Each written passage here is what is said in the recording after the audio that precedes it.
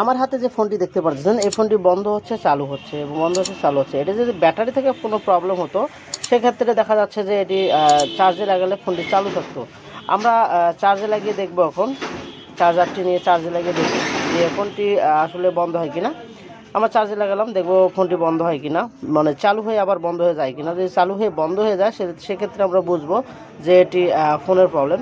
এটি ফোনের প্রবলেম আমরা বুঝতে পারলাম। সেক্ষেত্রে আমরা প্রথমে আনলক টুল দিয়ে ফ্লাশ করব। যদি ফ্লাশ হয়ে যায় তা ভালো, আর যদি আনলক টুল দিয়ে ফ্লাশ না হয় সেক্ষেত্রে আমরা এটিকে ফাইল দিয়ে ফ্লাশ করব। তারপর আমরা এমএমসি আইসি উঠিয়ে এটাকে প্রোগ্রামিং করব।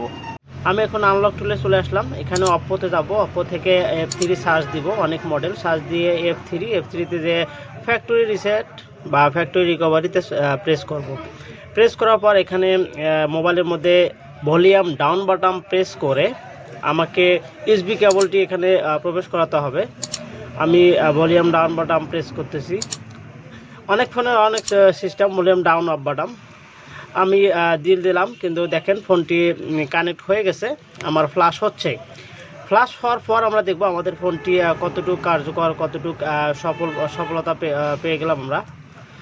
ইনশাল্লাহ আমার কাজটি হয়ে যাবে। তারপরও শেষ পর্যন্ত দেখব যে আমাদের কাজটি আসলে ফ্ল্যাশ মেরে হয় কি না। যদি ফ্ল্যাশ মেরে না হয় সেক্ষেত্রে আমরা এটি শেষ পর্যন্ত মোবাইলটি খুলে আইসি উঠিয়ে তারপর প্রোগ্রামিং করে এই মোবাইলটিকে চালু করব। আমাদের ফ্ল্যাশ হয়ে গেছে, চার্জিং আইকন শো করতেছে।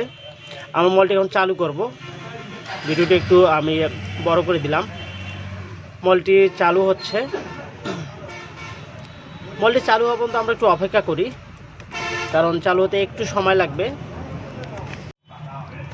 চালু হচ্ছে, আমরা অপেক্ষা করি।